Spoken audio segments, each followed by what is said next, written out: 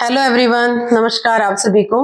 जैसा कि मैंने आपको बताया था कि हमारा फर्स्ट पॉडकास्ट होने जा रहा है, तो आज आ गए हैं हम हमारे उसी समय पे और स्टार्ट होने जा रहा है हमारा पॉडकास्ट, जिसमें हम डिस्कस करेंगे वास्तु के ऊपर और वास्तु से रिलेटेड उस कुछ क्वेश्चन करेंगे।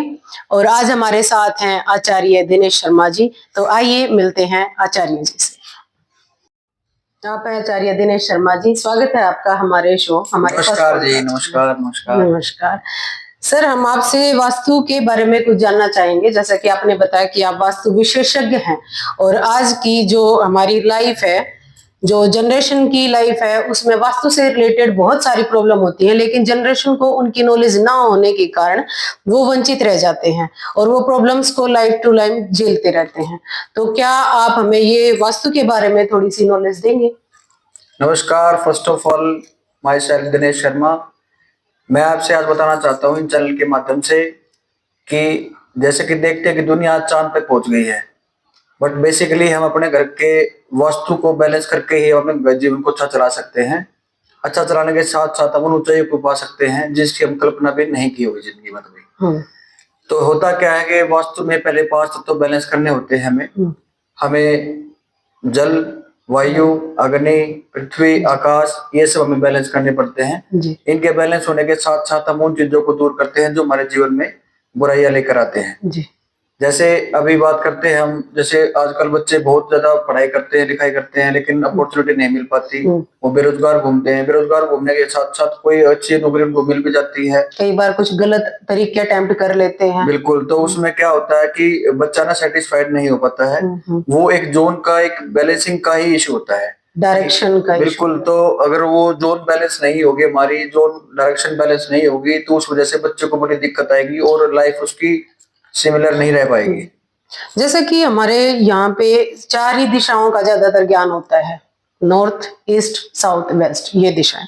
तो क्या इन दिशाओं का प्रभाव भी हमारी लाइफ पे पड़ता है, या इन दिशाओं के इफेक्ट से किसी बच्चे की लाइफ का, फाइनेंशियल लाइफ पे या आपसी घरेलू झगड़ों में भी प्रभाव पड़ता है? बिल्कुल बिल्कुल प्रभाव पड़ता है।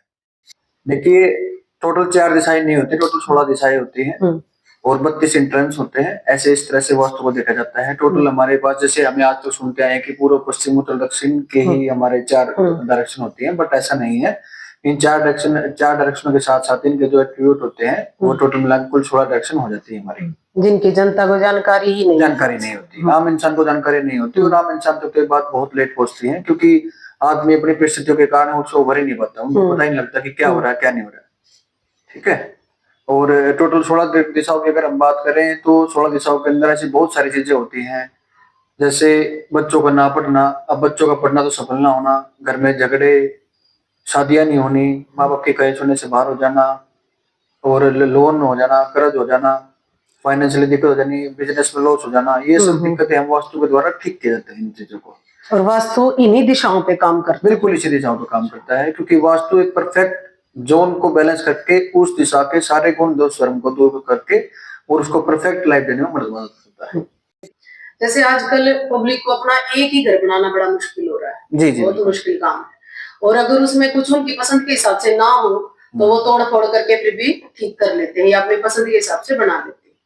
लेकिन क्या ऐसा हो सकता है कि उस घर को बिना तोड़े फोड़े या बिना कोई ज्यादा खर्च के, बिना पैसा लगाए, क्या उसको हम अपने अकॉर्डिंग, जैसे कि वो हमें कुछ बेनिफिट कराए या अच्छा फील कराए, तो वैसा कुछ हम वास्तु से कर सकते हैं? बिल्कुल ऐसा होता है कि आज का जो ट्रेंड है वास्तु का, उसमें क्या है कि पिछला कुछ टाइम था 10, 15, 20 साल पहले कि कोई चीज अगर किसी को पता लग जाती थी कि भी ऐसा किसी पंडित ने बता दिया, ब्राह्मण ने बता दिया कि ये चीज गलत बनी हुई है, तो लोग उसको ठीक करने के लिए उसको वहां तोड़ देते थे, उसको दूसरे जगह बनाते थे, उपाय कर लेते थे। लेकिन आज के दिन एडवांस वास्तु बहुत ज्यादा चला हुआ है। उसमें हम क्या है कि कोई तोड़ फोड़ नहीं होती है, बाकायदा अपना मैप बनवाएं, उसको ग्रिड करवाएं, ग्रिड के हिसाब से जोन डिसाइड हो जाती हैं, जोन हो जाती है सेट आपकी, उसके हिसाब से उसको ट्रीट किया जाता है, ना कि तोड़फोड़ होती है उसमें कोई तोड़फोड़ आज के दिन वास्तु में नहीं होती है। अच्छा, जैसे हमने सुना है कि घर का अपना दिशाओं का तो सभी को ज्ञान होता है कि ये हमारे घर का साउथ फेस है, नॉर्थ फेस है या ईस्ट वेस्ट जो भी फेस है, उसका तो हम ज्यादातर देख लेते हैं कि लोगों को जानकारी होती है। लेकिन एक हमने सुना है कि एक घर का अपना ब्रह्म स्थान होता है, तो वो ब्रह्म स्थान क्या होता है? देखिए, ब्रह्म स्थान होता क्या है? ब्रह्मस्थान हमारे शरीर का एक हिस्सा होता है। जैसे हम अपने शरीर सेवा करते हैं तो हमारे शरीर का बीच का केंद्र बिंदु होता है नाभि। ऐसे ही घर के चारों दिशाओं को अगर बीच में हम लेते हैं तो बीच का सेंटर पॉइंट जो होता है उसको हम ब्रह्मस्थान के बोलते हैं। ब्रह्मस्थान बेसिकली आपको वैसे नॉलेज बताता हूँ आपको मैं, ब्रह्मस्थान हमेशा खाली रखा जाता है, क्योंकि अगर आप अपने पेट पे वजन लेंगे तो आप ना कुछ खा पी पाएंगे ना कुछ चल पाएंगे। तो ऐसे ही ब्रह्मस्थान का काम है। अगर ब्रह्मस्थान में कोई दिक्कत आएगी, इवन आपने मानो कोई पिलर बना दिया या कोई आपने मेटेरियल रख दिया वहां पर या कोई स्क्रैप वगैरह रख दिया तो उसके बहुत बड़े परिणाम होते हैं। तो पूरे घर का मेन पॉइंट वही है। बिल्कुल बिल्कुल बिल्कुल, उसी को ब्रह्मस्थान बोलते हैं।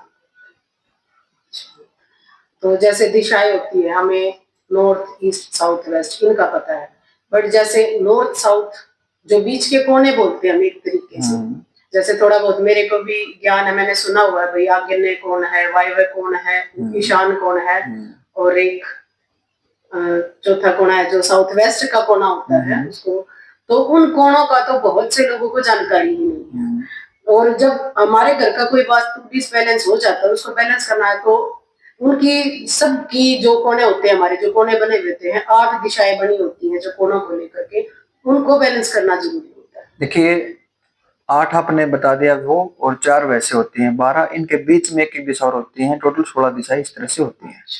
ठीक है, और इन चारों 16 दिशाओं से ही हम प्रॉपर बैलेंस कर सकते हैं, ना कि 4 दिशाओं से। ना कि आपने जो 4 बताए हैं नैऋत्य, वायु कोण, ये ईशान कोण, इनसे हम बैलेंस नहीं कर सकते। हमें